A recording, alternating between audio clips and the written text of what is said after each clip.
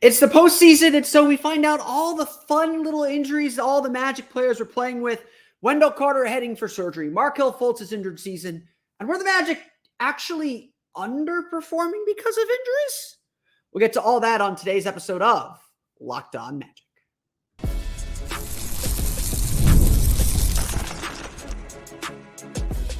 You are Locked On Magic, your daily Orlando Magic podcast. Part of the Locked On Podcast Network, your team every day. And you are indeed Locked On Magic. Today is May 14th, 2024. My name is Philip Rossman-Reich. I'm the senior writer over at OrlandoMagicDaily.com. Of course, follow me on Twitter at PhilipRR_OMD.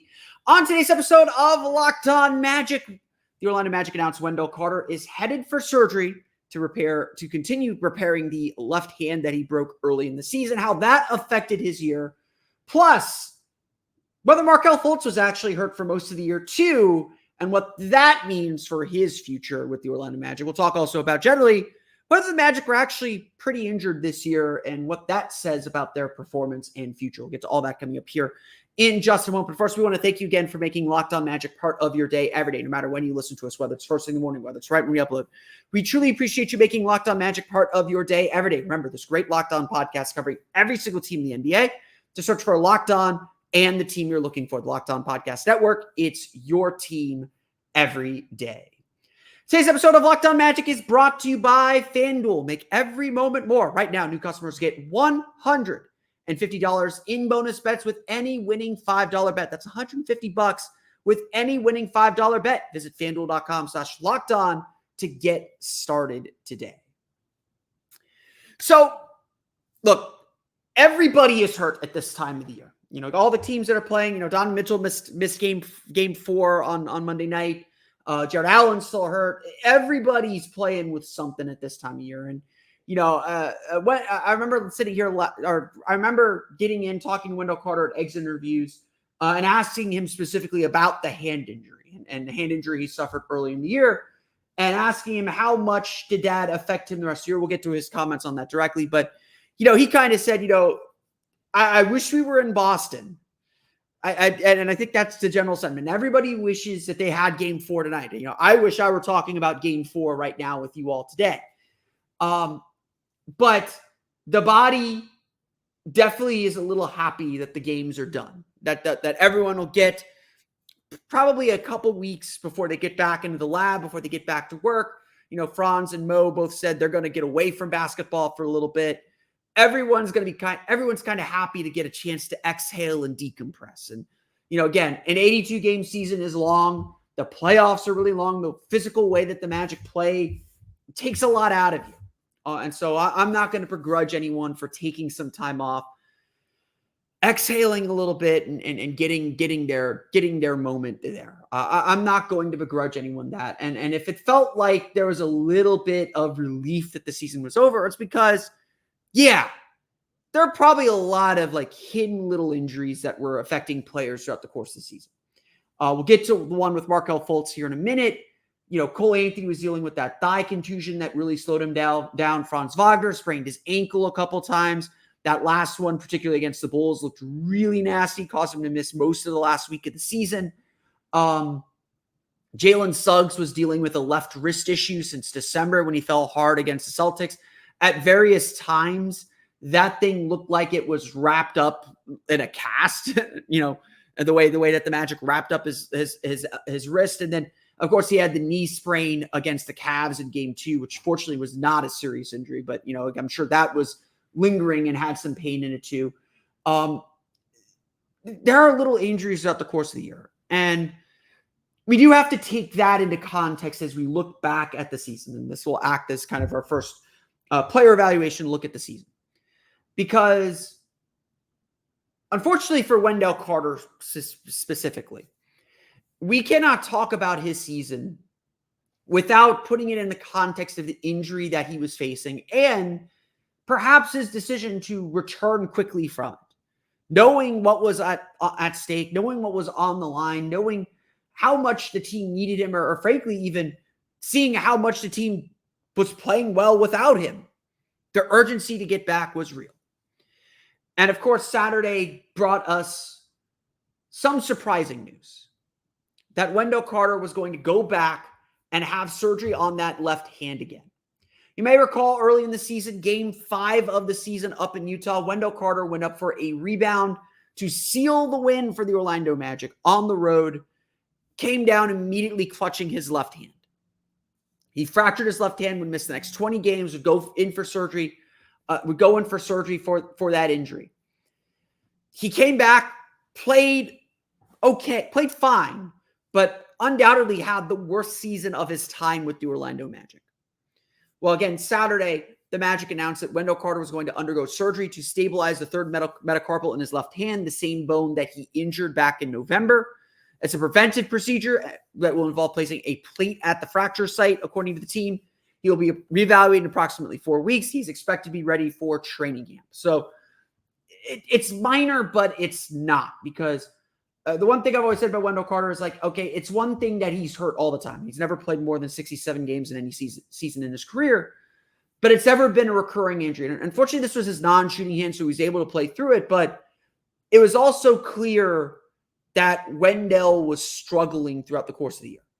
Again, he had his worst season in a Magic uniform, averaging only 11 points per game and 6.9 rebounds per game. Fewest points he scored since his rookie year and fewest rebounds he's averaged in his career.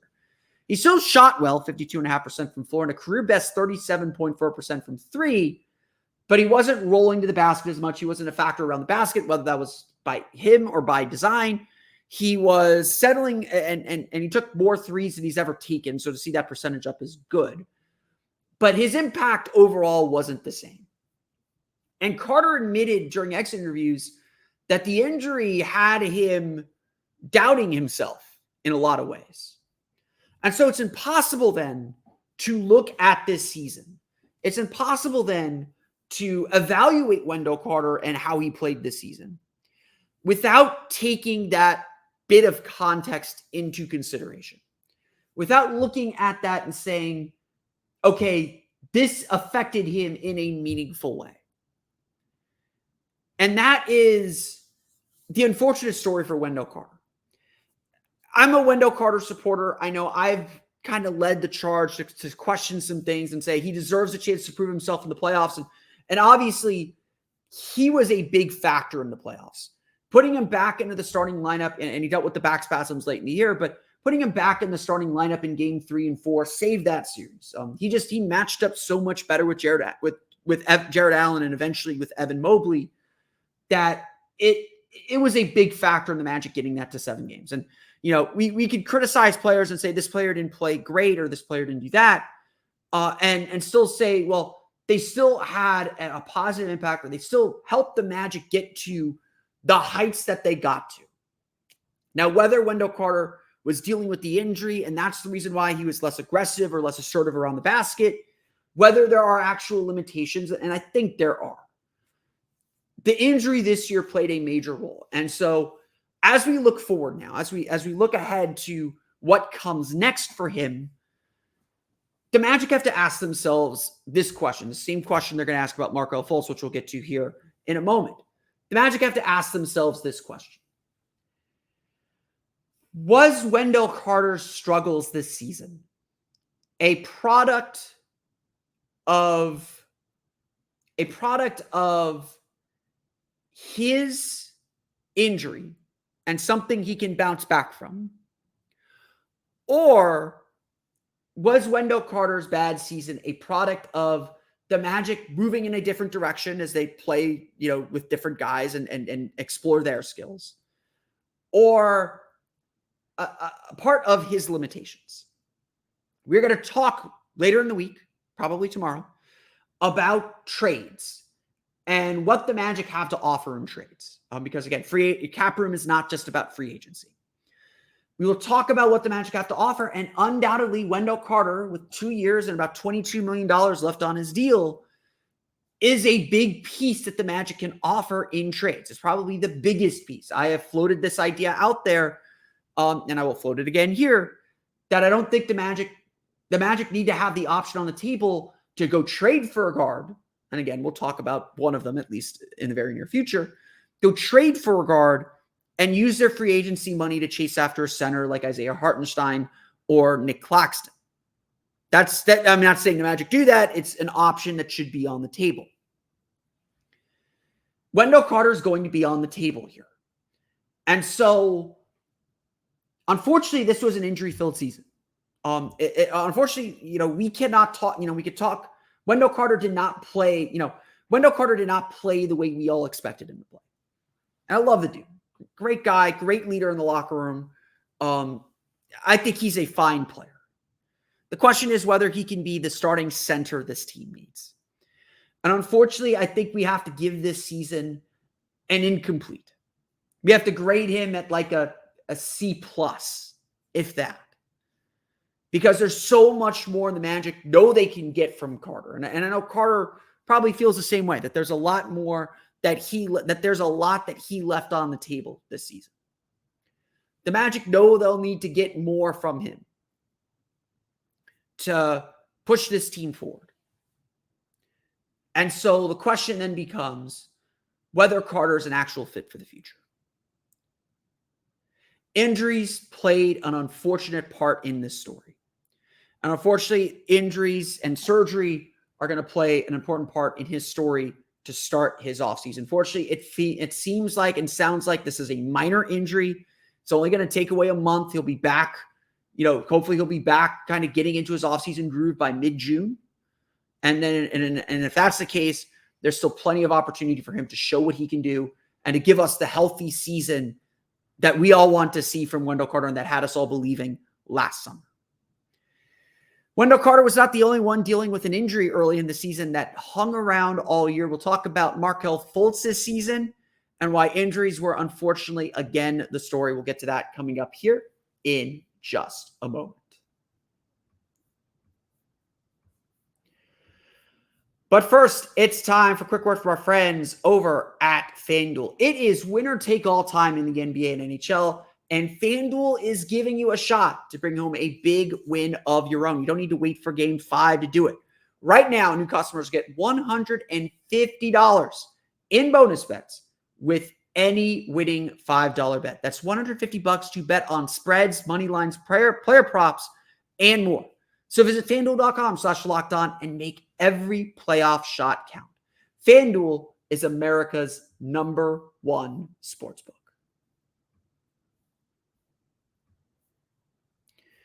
We want to thank you for making Locked On Magic part of your day every day. Be sure to check out the Locked On Sports Day 24/7 streaming channel. We all like to watch sports. Some of us work from home, and we're stuck kind of listening to what is essentially sports talk radio on TV. It's just guys shouting at each other. It's just there to get you stressed. You don't want to be stressed. You want to learn. You want the best analysis. You want the local experts who know their team best. So for all the biggest sports stories of the day, check out Locked On Sports Day, a 24/7 streaming channel, bringing you can't-miss analysis, opinions, and news 24/7 on YouTube or the free Amazon Fire TV channels app. That's part of the Locked On Podcast Network, your team every day. So like I said, there's a lot of stuff happening behind the scenes that we don't know about. And yes, maybe I as a reporter should do a little bit better of a job trying to fish some of this stuff out. The team isn't necessarily, team's obligated to tell us what's going on when players are out or missing time. But there's a difference between injured and being hurt. And a lot of guys were playing hurt. And at this time of year, everybody is playing hurt. There's something going on with everybody at this juncture of the season. Everyone's getting treatment for something. The 82-game season is grueling enough. The playoffs are just as tough. And so we get to this part of this. We get to this part and, credit to Markel Fultz. I don't know how this slipped under the radar, but Markel Fultz posted a video about now 3 weeks ago talking about his preparation for the playoffs. And you see him go through a shooting workout with with the Magic's shooting coach at the Kia Center practice facility. You see him get treatment. And he's getting treatment and getting some work done on his legs. And his physical therapist or his masseuse or his doctor, I forget exactly what the person's title is, let's slip that Markel Fultz had a small fracture in his knee during the season. And it's not 100% clear, it's not 100% clear what that's referring to. But this was a weird season for Markel Fultz.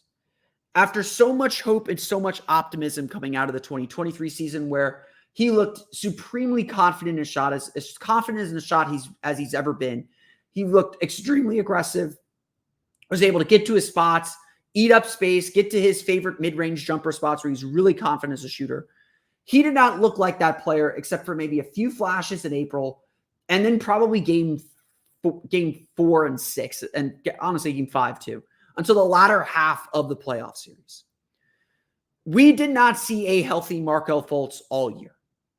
And it started with him missing that game against the Jazz back in November 1st, or November 2nd, I believe. Missing that game against the Jazz with left knee tendonitis, being in and out of the lineup for much of the first half of the season with left knee tendonitis, and eventually just settling into a bench role where it just always felt like the Magic were managing an injury. Again, the Magic called it left knee tendonitis. I know there's a lot of, I don't want to say conspiracy theories, but there's a lot of speculation over what was really going on. There are people thinking that his TOS was back, and that was explaining why his shots were bad. And I would tell people like, no, look at his shooting. He's always had that hitch in his shot. He's able to time it at the top of his jump. But right now, he doesn't have lift. It's all his knees. His knees were really the issue. And so I'm not here to say that the Magic were wrong to call what he had left knee tendonitis. Again, he played through it. Whatever he was doing, whatever he had, he was playing through it. And so this revelation that he may have had some tiny fractures in his knee, it's not the end of the world. It's not like he needed microfracture surgery or anything like that. But it is clear that his left knee was a recurring issue throughout the course of the season. Again, you have to view the season under that context. Obviously, Markel Fultz did not perform. He did not have anywhere near the season. He lost a starting job. Everyone kind of acknowledges and everyone kind of feels, and it was this way early in the season too, with how much he was struggling to shoot and create and how teams were packing the paint against this Magic team. It's kind of clear Markel Fultz is indeed on the way out. He averaged 7.8 points per game, 2.8 assists per game, both low since his arrival in Orlando. Shot 47.2% from the floor, but he only attempted 18 threes in the 43 games he played. So not only did he not play enough, but clearly the confidence that had us all excited and geeked out about what his season could be. It's not that Markel Fultz lost that confidence, but he clearly lost some comfort in his jump shot. And I will give credit to Markel Fultz on this so many times over. He understands his limitations. He understands his body really well. He does what his body will allow him to do.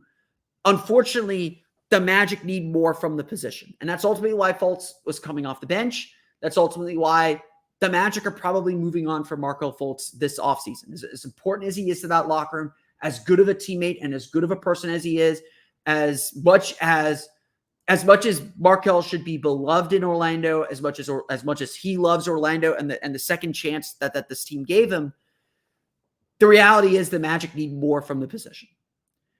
And Fultz not building upon his 2023 season, for all the reasons stated before, is a big factor in this decision. It's why we're expecting Anthony Black to fill in the minutes that Fultz is leaving behind next year.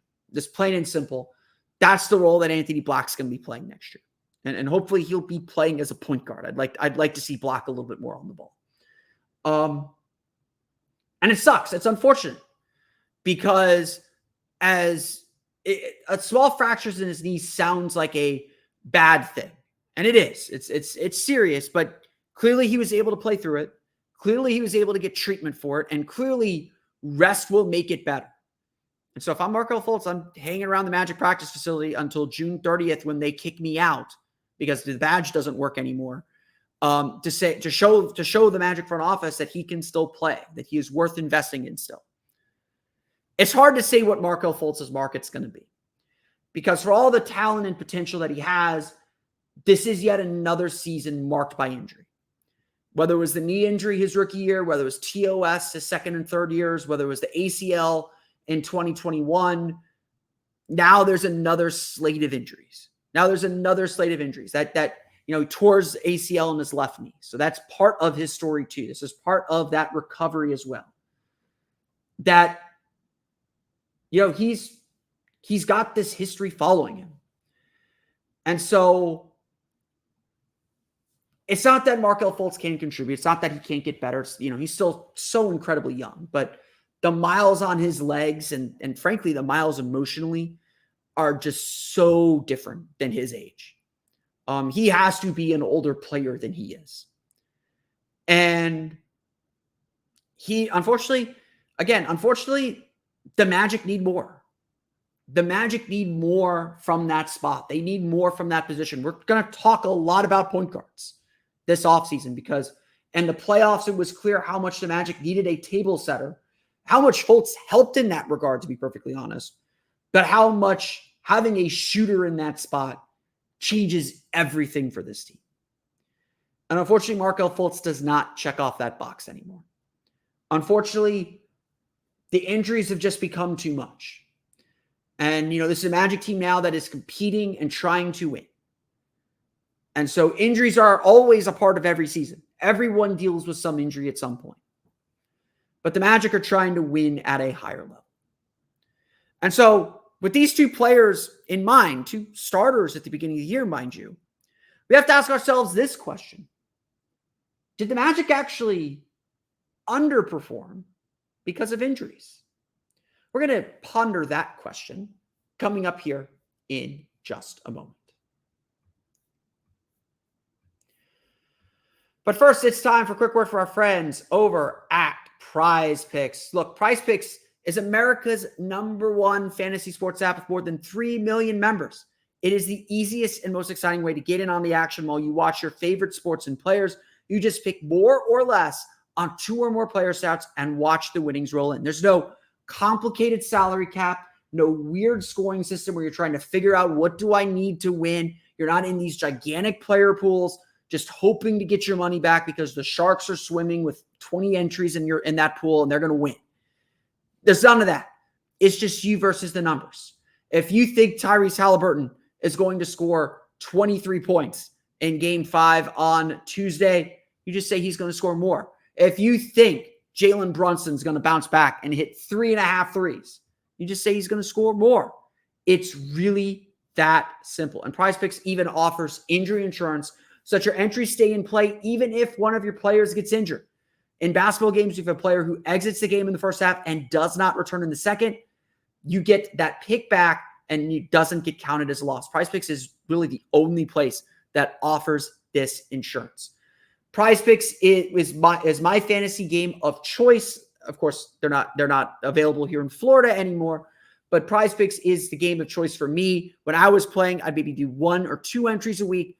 I'd win a lot. I'd win fairly often. And even in a group of 5 players, if you just get 4 correct, you get your money back plus a little extra. It's really that fun. The payouts are really great. It is a fun way to add fantasy sports to your sports watching experience. So download the app today and use code LOCKEDONNBA for a first deposit match of up to $100. Again, download the app, use code LOCKEDONNBA for a first deposit match of up to $100. PrizePicks, pick more, pick less. It's that easy.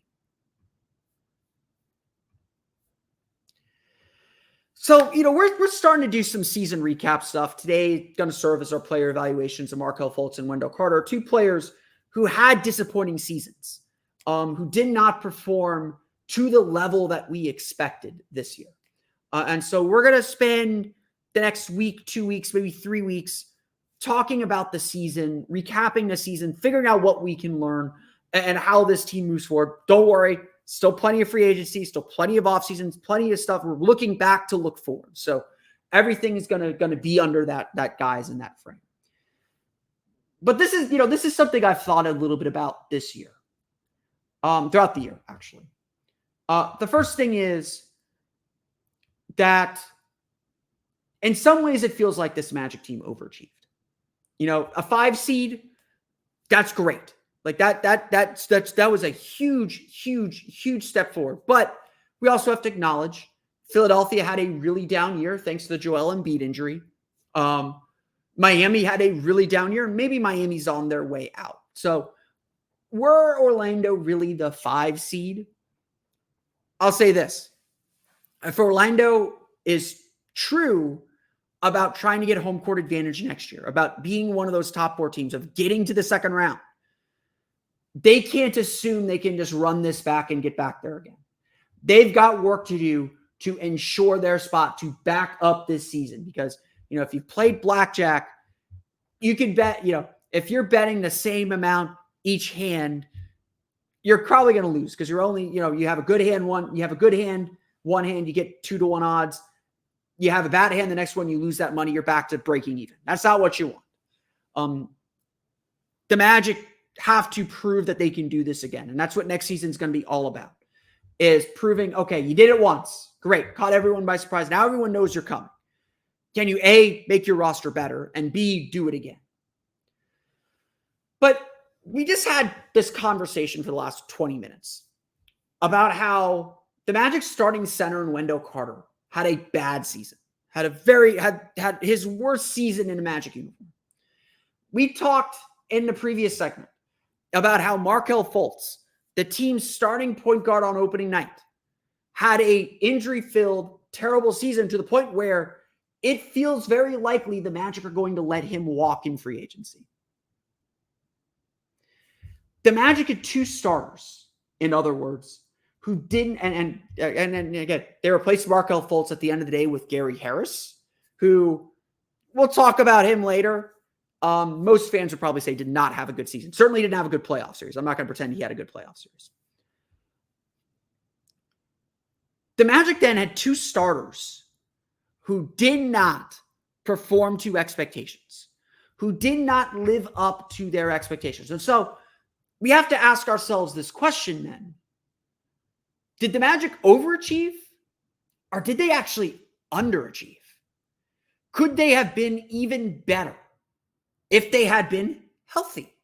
And look, compared to the last 3 seasons, the Magic were extremely healthy this year. Paolo Banchero played another 80 games. That dude is tough. He played through everything.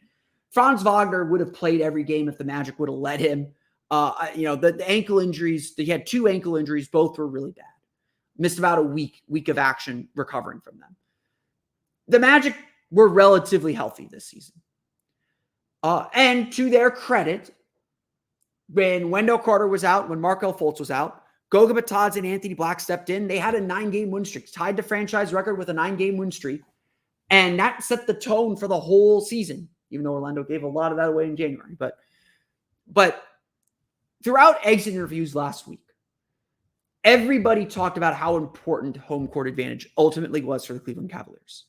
And that if Game 7 were at the Kia Center, we'd be talking about the Boston Celtics today. We wouldn't be talking about the offseason. And so, and repeatedly the question that came up was, did this season teach you how important those games in January and February are? And and everyone said, yeah, we learned that, we missed out on the 4 seed by 1 game. We missed out on the 3 seed by 1 or 2 games. It was, the Magic were the 3 seed the Sunday before the end of the season, before the last week of the season. They did not miss out on some very big things by very much. But here's the thing, those games, I always, again, obviously a lot of us were traveling back from Cleveland, so we missed a lot of exit interviews. The way that question was phrased throughout exit interviews, I found very peculiar, because those games in January and February that the Magic lost and were really struggling was when they were most injured. When Cole Anthony was dealing with his injury, when Franz Wagner was out with an injury, when the Magic were playing Trevelyan Queen. And I love TQ. TQ had a great year. I hope the Magic bring him back on another 2-way contract. He had some big moments. They had that big win in Denver, probably the best win of the season. There were big games there. But the Magic struggled through all that because Paolo Banchero was just carrying the team like he did in the playoffs and just trying to make them competitive. And so while this Magic team wasn't injured in like long-term sense, this season was still about injuries. This team overperformed in a lot of ways, but underperformed because of injuries, because they had that 2-week stretch when they were just hurt. And you could see how gassed and tired they were. And you could see they were just trying to keep their heads above water. And you were just like, just survive this, get Franz back, and they'll be fine. And eventually they were. But injuries were a big part of the season. And so, honestly, as we look at free agency, like, injuries are something we're talking about.